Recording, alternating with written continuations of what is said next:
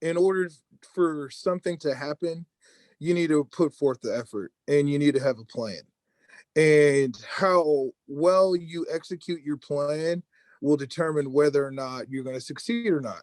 And that was ingrained in me at a very young age. So when it came to everything that I did, I always had a plan. Reggie Walker is my guest today. He survived mental, physical, and sexual abuse, all the while being bipolar, to become a highly accomplished person. He went from being a high school standout to a dominant defensive player on the Kansas State University football team, to becoming an undrafted free agent in the NFL, working his way up to becoming a starter and team captain. He's now pursuing several entrepreneurial opportunities, but he believes that you need to know yourself. You need to know who you are, how to turn your weaknesses into strengths. You need to know your purpose. You need to have a strategic plan. He wants you to know that you are indeed enough and you can accomplish what you will. I'm Devon Harris, and yes, you have tuned in to Keep On Pushing TV, where we share ideas and insights that are going to challenge and inspire you to keep on pushing and live your best life. I want to invite you, if you haven't done so yet, to subscribe to our channel, leave a comment below, give us a thumbs up, because it really helps to grow the channel. Enjoy.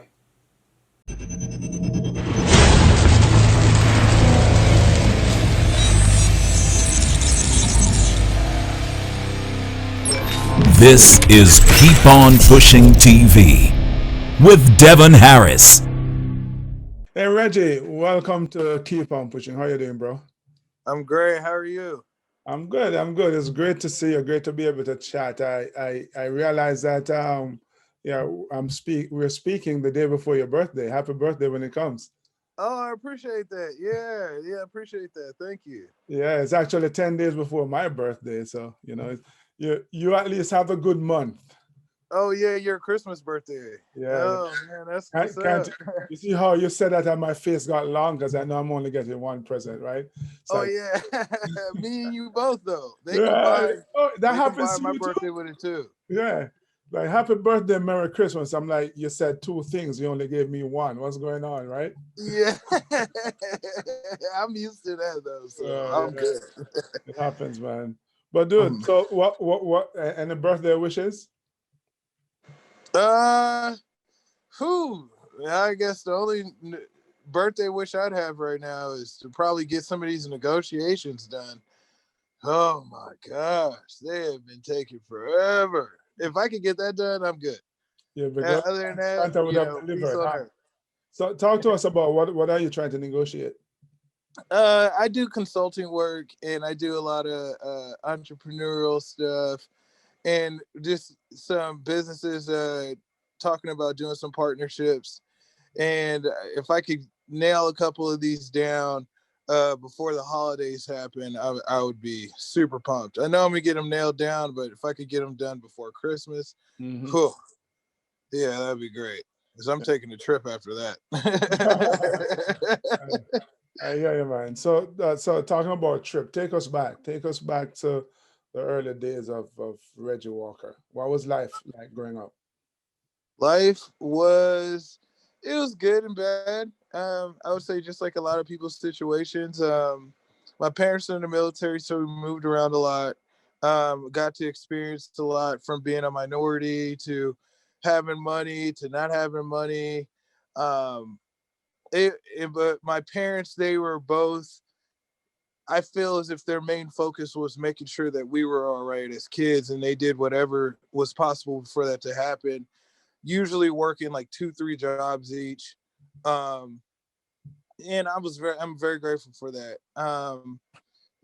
They definitely helped me out a lot. Also, but from the period about from 4 to about 12, was when I actually got molested by a family friend.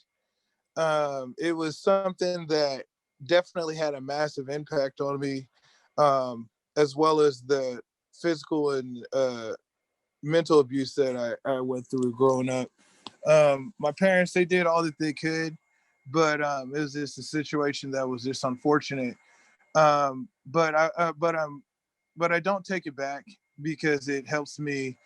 It made me who I am today, and then it helps me relate to those who are hurting now. But yeah, so I funneled all this energy from not being able to verbalize the abuse into sports, and I was very good at it. I loved football, baseball, I played rugby. Excelled in all of them, and ended up making a way into college sports, and had a great career there, and then ended up playing in the NFL. Worked my way up from an undrafted free agent into a team captain. Played as long as I wanted, and had the career that I wanted, and walked away on my own terms. Yeah, yeah. That sounds great. So you said us. How many siblings do you have? It was me. I have two younger brothers, and an older sister. Mm. So I know you were born in Alaska, weren't you? Yeah, I was born in Fairbanks. Yeah, I was a military brat. So, yeah, grew up a little bit on a military base. Yeah, it was great. I don't remember too much about Alaska except for the fact that my parents took a picture of me with like a moose. I don't know why they would do that, especially since those things are dangerous. Yeah, But, exactly. I Yeah. don't remember too much about it. And I think there's like a playground behind my house. But other than that, I don't remember Alaska Yeah, too much. yeah. And so you grew up in Sacramento and spent your formative years there. Yeah. Sacramento, and I would say Boonville, Missouri. But I would say where I picked up most of my knowledge for things was definitely Sacramento and being in the hood. Yeah, I yeah. would say that for sure. So you're saying that your parents worked, 2 or 3 jobs. Is that, I assume that's after they left the military? Yep. Um, yeah, it was, trying to support 4 kids, it's a beast. Yeah. So they did the best of their job they could, and I was extremely grateful for what they did. And they still made it to all my games and were very supportive. Um, very grateful to have my two parents. Yeah. Who were you closer to, your mom or your dad? Who I would say both equally. Yeah. Both equally, because I think they were both really great for me for two different things. Like I felt like my mom uh helped me with like my emotions and feelings, and like having empathy and sympathy for people. And then my dad, he was more of like a thinker, heavy deep thinker, real um like he was with his logistics background, he was really more interested in like people, situations, situational awareness, maximizing on yourself, understanding what skills you bring to the table. He was a big thinking guy, real philosophical. Mm, mhm. Did they drop some of that military discipline on you as well, or did they? Oh, oh yeah. Oh yeah. I oh man, that shaped me too, because growing up, we had to have our beds made a certain way, we had to have the house cleaned a certain way. Um every I had a high and tight, they would call it. So you have the fade on the side, and it's real shut. It's like, I don't know, number one or number two on the Clippers. Um and it was one of those things where I grew up having this bad haircut after bad haircut. And my dad was like, hey man, like, I know you hate this, but when you're 18 and you're at my house, you can do whatever you want. You can grow your hair out, do whatever you want. And I was like, all right. All right. So you're Never doing had a that now, haircut huh? since. I got you. So, So, yeah. and the specific ways in which this kind of military discipline, stayed with you and impacted your life? Oh, 100%. It it showed me that in order for something to happen, you need to put forth the effort, and you need to have a plan. And how well you execute your plan will determine whether or not you're going to succeed or not. And that was ingrained in me at a very young age. So when it came to everything that I did, I always had a plan. Even I wanted to play in the NFL. I would wait till everyone went to sleep, and I would lift my dad's record crates because he used to be a DJ, and I would lift his record crates until like exhaustion every night. I would work myself out because I knew that, hey, I knew I needed to have a certain body, a certain build to be able to perform. And I was a skinny guy. So, I had a plan. I was like, I'm gonna work out every single night and do as much as I can towards this goal. And I've always been that way, just doing whatever I could.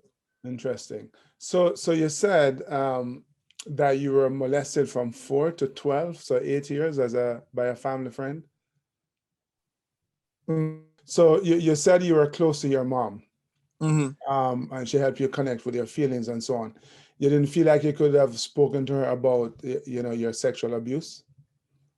Nah, no, because it was something that when you're that young, you just don't understand fully what's happening. And then by the time I got old enough to understand what was happening, then you're ashamed. You're ashamed at what happened. And then now you're like, you'd rather hide it from everyone. And it became something that I told myself I was just going to take it to the grave. Like no one was going to know about me because you feel shame from it. You feel embarrassment. You feel a lot of negative emotions towards it. And you don't want to just think about it anymore or have it be spoken about more than you don't want to be spoken about at all because it's involving you Yeah. and something that was very vulnerable for you. So yeah, it was I didn't even tell them until maybe 4 or 5 years ago. Yeah, until I could completely get comfortable with saying it to them because they had no idea. But yeah, it was definitely, it's hard to verbalize it when you're so young. Yeah. Have you confronted your molester?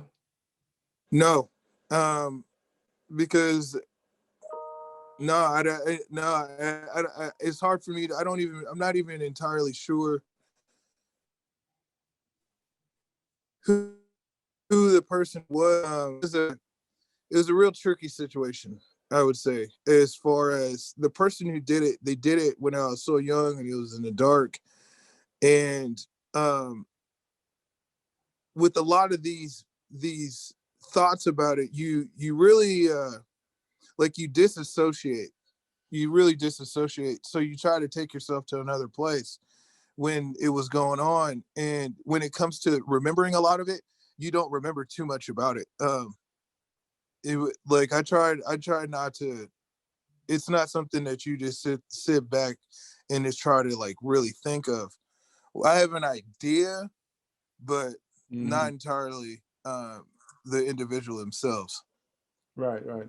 So all of that anger, I suppose, you channeled into sports, and you mentioned you did all of them well, but you somehow ended up are settling on football. Why football as opposed to baseball, let's say?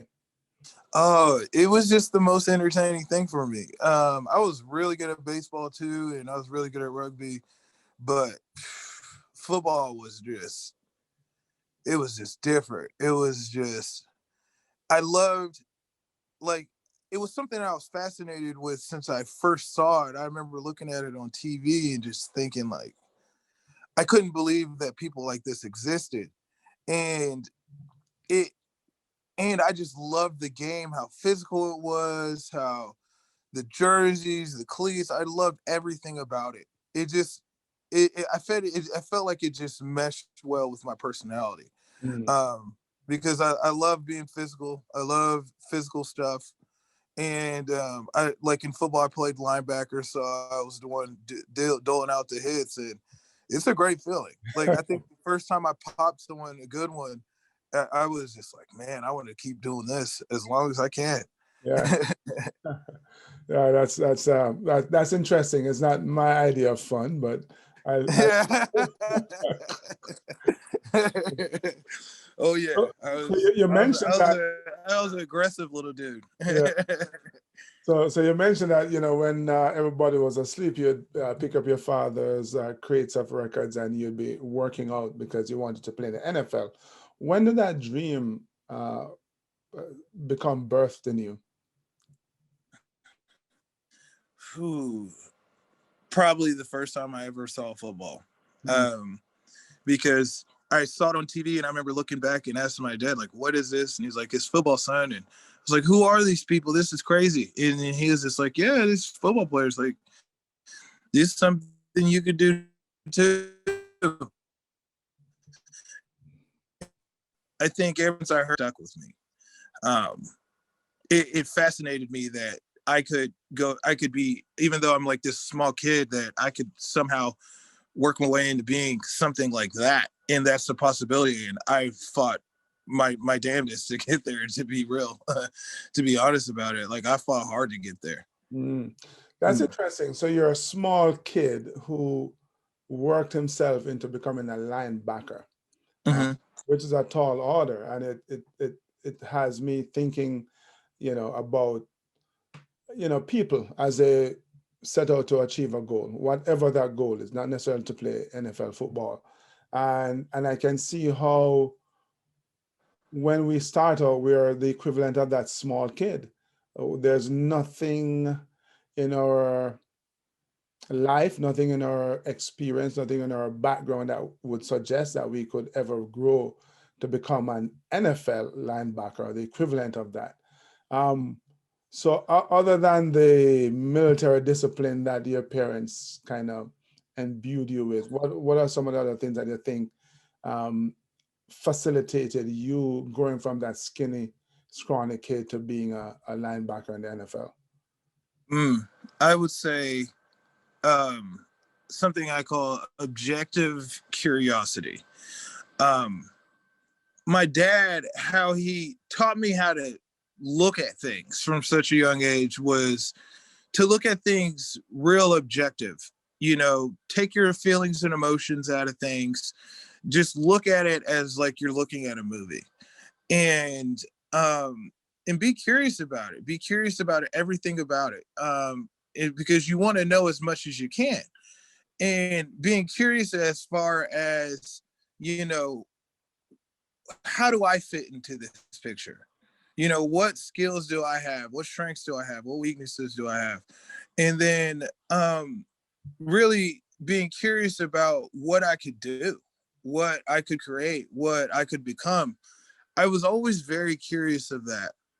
Because I was the type of kid who would see superheroes or see people who did huge things in life.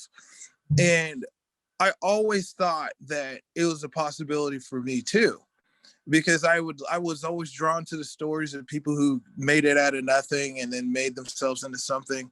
And I was always curious to see how I could do it myself.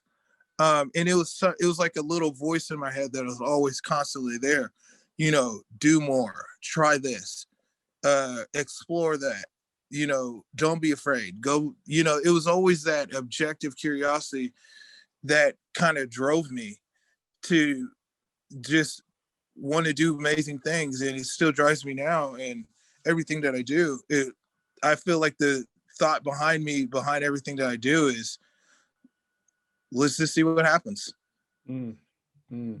Interesting, because when I talk about keep on pushing as well, I speak about the fact that you have to be curious. You have to be curious about what it is that you could possibly accomplish if you just try, right? If you decide to see, as you just say, let's see what can happen. Um, and that curiosity creates an impetus to take action, right? Because if you're curious, you're like, if I try this and I try that, let's see what can happen. And so you grew up in, the hood in Sacramento, as you mentioned. Did you see that kind of curiosity in the other guys or any of the other guys that you grew up around? No. Um, no, not really, unfortunately. Mm, Um, because, you know, with being in the military, being from a military family, we moved around a lot. So I got to see a lot and experience a lot at a really young age. When I was in the hood, a lot of the people there hadn't ventured outside of the hood before, most of them, or seen anything else besides what the hood had to offer. I had already seen what was out there in a lot of different ways. So when it came to just being objectively curious or just having that curiosity, there was very few people that were curious. They were more in the mindset that this is just how it is and there's no way of changing it. Mm-hmm. And it was definitely unfortunate, I would say. There's a handful of us that made it out that were curious, but most of the people there are still there. You think that even today, even when you were growing up, there was enough technology that exposed people to life outside of their current environment. What do you think it is that, Reggie, prevents them from going, wow, I wonder what could happen if I tried to achieve what those people that I'm seeing on TV is enjoying? What do you think that prevents them? Since we know, you and I know, that all of us have the ability to actually do some special things if we are curious enough and willing to do the work. Mm-hmm. I would say fear and confidence. Fear, confidence, and really, since you haven't been exposed, you don't know better, so you can't do better. The fear, I say fear because when you're so used to things being a certain way, you get in the habit of things of a real safe environment for you, an environment that doesn't challenge you, and it becomes an okay thing for you to just go through this redundant, very safe lifestyle. And when you're trying to reach these goals, big goals for yourself, you have to challenge and go into the unknown constantly. And you're going to fall on your face. You're going to fail. And that fear of failure, not being able to come back or challenging yourself or seeing something that you haven't seen before, it stops people dead in their tracks. And then that confidence to overcome that fear isn't there, because a lot of times people just really haven't tried. They haven't tried to push themselves enough, mm-hmm. or failed enough to understand what failure is in the first place. They haven't tried. So if you haven't gone through series of failures when trying to innovate or do something different, you're not going to have the confidence to want to step out there. And the fear, confidence, and then not knowing any better, if you're not exposing yourself to different ways of thinking, different people who, like, exposing yourself to successful people and successful individuals, people who have actually overcome what you want to overcome, and you don't implement some of the things that they do, you're going to still be in the same spot that you were in, because it's a mentality.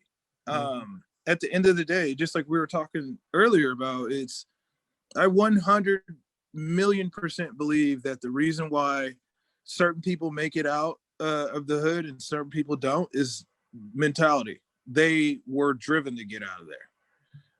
Sometimes, you don't have a resource or two, and that that stops people in their tracks too. But I feel more times than not, what it is it's the mentality. Yeah. So you brought up the dreaded F word, man, failure. And it seems like you're saying that failure is at the end of the road. Is that how do you deal with failure when you experience it? How do I deal with it? I look at it as it's just a part of the learning process. I wish that we lived in a reality in which you don't have to fall on your face 1,000 times to figure something out. You don't have to experience failure you don't have to experience what the wrong thing was to know what the right thing is. But that's just what it is. Mm-hmm. And I've resigned to the fact of that. I don't fight against it. I understand that when it comes down to situations, I put my best foot forward, and more times than not, like, that's going to work. But if it doesn't, then I'm going to have a pivot. And if that pivot doesn't work, I'm going to have another one, and then another one, and then another one, because I'm not going to quit. I know at the end of the day, I'm going to still be in the game as long as I just refuse to quit. And the people who succeed are the people who decided that they were going to stay in the game longer than others. They knew that they're going to fail a million times and fail more than they were going to succeed, and they just kept going. And then when you start seeing that, and you're running this race, looking to your left and looking to your right, and understanding what's the separator between you and everyone else, which is just they're just not afraid to. They're still just going through this process of failure, and they're still not giving up. So as long as I keep going as well, I can eventually surpass these people. Or if I just stay in it long enough, I'll eventually win. And I've done that enough times to know that that's just what it is. Mm-hmm. My experience levels with this failure is unmatched. Even though I'm 33 right now, compared to most people, like, I failed ever since I started walking. Yeah. So it sounds like the analytical mind of your dad there at work. But you're absolutely right, man, that, you know, we've started failing as soon as I started walking. And I am yet to meet the person who doesn't walk because they're like, you know, I tried it when I was 2 months old or whatever, 6 months old, it didn't work out. I fell a couple of times and I stopped, right? But yeah, we do that in other aspects of our lives, which is kind of crazy. You're absolutely right. If you keep trying, and I like the word you use, pivot, because a lot of people, they sometimes make the mistake of thinking that if you just keep trying the same thing over and over again, you're going to get different results. No, that's what they call insanity. You have to pivot. You have to, as you said earlier, learn and then pivot and keep trying. And if you do that, you'll eventually win. So your parents were influential in your life growing up. Who else, you know, at an early age impacted you? I would say my parents, but I would say I had a high school coach named Lynn Reed. He was just the type of person. He was kind of a he's kind of a jerk, but in a great way, because he taught me so many lessons about what it took to succeed in football, which turned out to be a lot of the same similar things you need to succeed in life. And he was teaching me these things in high school through the process of basically punishing me for a lot of things. It was a crazy method that he used, but he didn't cut me any slack. He never cut me any slack. He always made sure that when it came to the standard that he held for me, that I was going to hold a higher standard for myself. And whenever he saw me slipping with that, that's when the punishment would come in.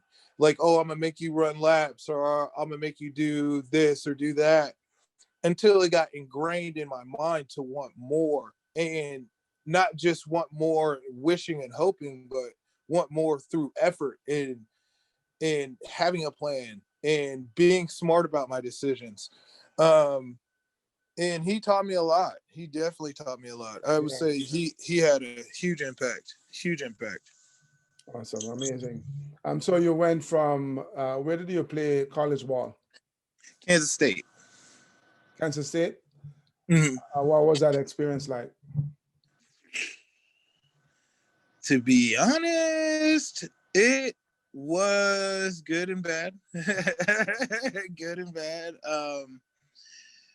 I went there for there's this legendary coach named Bill Snyder. He recruited me my first year, and then he retired the first time after that first year, and we got a new coach, and he for the next 3 years, basically just made my life a living hell. He did not like me. He did not want to see me succeed, and he did everything within his power to stop me from success. He was even so petty that when I would go into a game and make a big play, like a sack or do something big, and then he wouldn't put me out there the next play. He would immediately take me out. Right. But it was good for me because one, it prepared me for the NFL, because the NFL was a lot worse when it comes to like the political side of things, the business side of things. But he really helped to show me to me. He helped me show like what I was made of, because a million times I wanted to quit, but he going through a situation built my resilience to such a level that there was nothing that was going to stop me. Like, no matter how many times it failed, no matter what anyone else was saying, no matter if I had help or anything, like it cemented the goal of making it in the NFL to me. I was either going to get there or die trying. Mm-hmm. And that situation helped to like breed that mentality. Okay. So that experience built your resilience, right? You didn't quit. The question is, why did you not quit? Because I think I had a thought one day. Everyone who's done something big has always gone through obstacles. An obstacle that always, if they would have quit, it would have been very legitimate, would have been okay, and no one would have batted an eye at it. But each one of these people decided to keep going. And then I felt like this was my moment. And I remember telling myself, dude, if you want these things, you can't be a quitter when these things happen. You can't be a coward.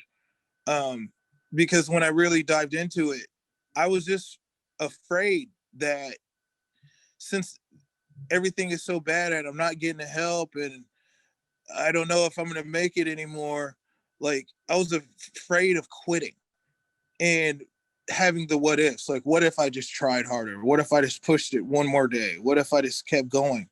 So I was going to let it play out. Mm-hmm. Good, bad, happy, or sad. Because I felt like it was my moment. Yeah. To show me to me.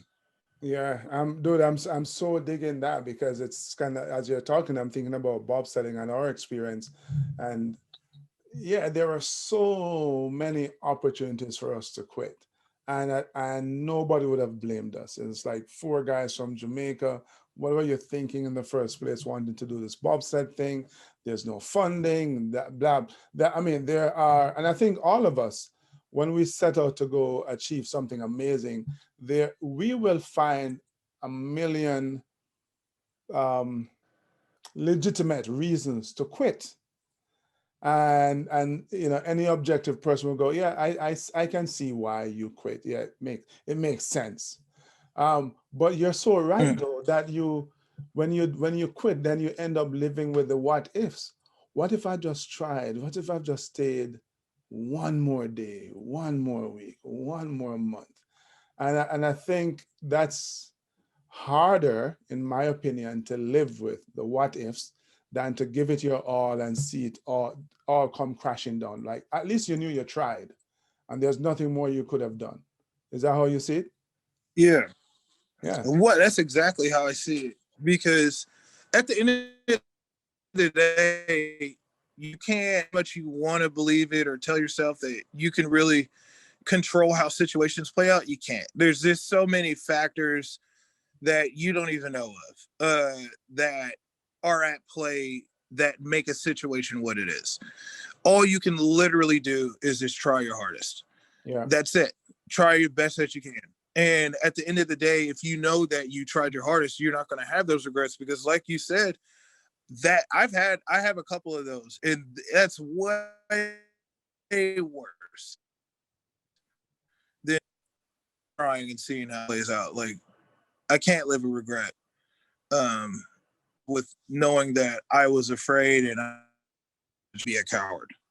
Yeah. Yeah. So you go to you play college ball and then it's time for the NFL, but you weren't drafted. How did that make you? Hmm. How did you deal with the fact that you're Um,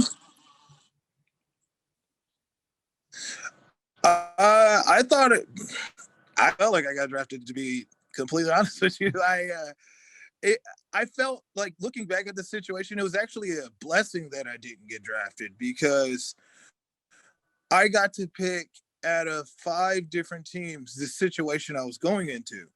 And when you get drafted, you don't get to pick the situation you go to. Yeah, you might make more money at first, but you might go into, or say you're a lineman and they have 4 great defensive linemen and you got to beat one of them out in order to make the team. And they're all really great. And in my situation, I had to beat 2 undrafted players out who were good players, but I knew that I just had to beat one of them out. And I knew that they gave me the best odds. And since I knew football, it was great. And I was just happy to be there. I wish I would have got drafted to some degree, but I feel like everything happened how it should. yeah, yeah. Which teams did you play for? I played for the Arizona Cardinals for 4, San Diego for 2, and then I finished up with the Broncos in Denver. Which probably like asking a parent to choose their favorite child, but which was your favorite stop? Whew. I would say every stop had its perks. Hmm. The best team, the best team I played for was definitely Denver that year because that was the year they went to the Super Bowl and won, and it was being a part of like an organization that was solely focused on winning a Super Bowl. I love San Diego because that was the first place where I really got to play significantly time on defense, and it was a great learning experience. Plus, San Diego is like one of the most beautiful places in the country. I love it. And then Arizona was great because I loved the city and I loved the team, and I got to learn so much about myself. So I would say they all were great experiences. Hmm. How do you think the NFL experience has shaped your outlook and your approach to life Whew, it outside of shaped it. football? That is, yeah. Outside of football, Mm. it definitely shaped it, um, both positively and negatively. Because um, and this is something I talk with like all the other guys I talk to. We say the same thing: is you never know how someone is really until you see them when bullets are flying, when they're under pressure, and when you really get to see how people react when they're under pressure or when bullets are flying or you know your back's against the wall, it really makes you look at people differently. Because people you thought were studs turn into duds. People who are duds turn into studs. You can't really see that until you're in those situations when it comes to somebody. Um, so I would say that these days it makes me a little wary of people at first, little less trusting of people at first. But I would say it's good for me because I was too trusting at first. I was really naive to a lot of things. But it's definitely built a work ethic that I know most people just don't have. Um, if you're going to be an NFL athlete, you're going to work. You're going to work yourself nuts. And that mentality just seeped over into business and what I do now, and it is definitely something that is a skill that has helped me in immense ways. Mhm. Um, I would say that. I would definitely say that's how it shaped me. So talk to us. I know at the very beginning of our conversation, you were talking about, negotiations that you love to close. There'd be an amazing birthday present if you could close them before Christmas. Um, uh, would you care to delve a little bit more into some of your business dealings? I know you've created a program as well. So fill us in, bring us up to speed. Okay, I'll say as much as I can. Yeah. But okay, so we have a business dealing with esports team. I mean, an esports facility. They want us to do some spokesman type stuff, help run the program that I built within it. We're going to try and get that up and franchise it. I got another thing with another organization that's going to help athletes get jobs. And we're just finalizing some things with that so we could get up and going and start running our events with that.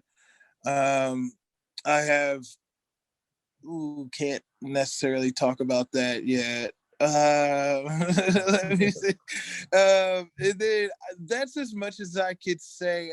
I just have 6 things on the table right now, and I really wish I could talk about them more, but until the names, sign, things are dotted, I's are dotted, like it just wouldn't be professional or business. Yeah. Yeah, but Reggie, one of the things that definitely jumps out at me when we were chatting beforehand, though, is that you have a heart to give back. You are interested in your personal success, but I think you also measure success in terms of the people that you're able to impact through what you do. Where did that come from? My parents. If you can help somebody, you should. Because you never know when you're going to be in that situation and need help yourself. And I've been in that situation where I've needed help and, I didn't really have anyone. And I know how that feels. So when it comes to me and understanding that there's a lot of people that could succeed, they just need just a little bit of my help. I try to make myself as available as I possibly can to help as many as I can. Because I just want to see people succeed and live happy lives. And if I can help do that in any way, shape, or form, I'm going to do it. Yeah. That's important, I think, because we all, each one help one and pay it forward, use a cliche that you want, that you like, but other thing that it makes a better world. So absolutely. If someone wanted to find you, Reggie, just because they think you're a cool guy and they want to propose some business dealings to you, how do they do that? People want to get a hold of me. The easiest way of getting a hold of me is LinkedIn. I check it pretty religiously because of my consulting business, and people have a lot of problems they need help with. So that's I would say that be the easiest way for sure. And if you reach out to me, I always answer back. I like talking to people. All right, cool. So if you want to connect with the man, the linebacker extraordinaire, it's on LinkedIn, right? The L for linebacker, the L for LinkedIn. See how that works? Oh, man. Good. It's been a pleasure, though, man. Thank you. I thoroughly enjoyed this conversation, and I know that my viewers, listeners, are going to benefit as well. Thank you for spending time with us. Your life is definitely an epitome of the keep on pushing philosophy. So thanks again. I appreciate it. Thanks for having me on. This has been amazing. Thank you so much.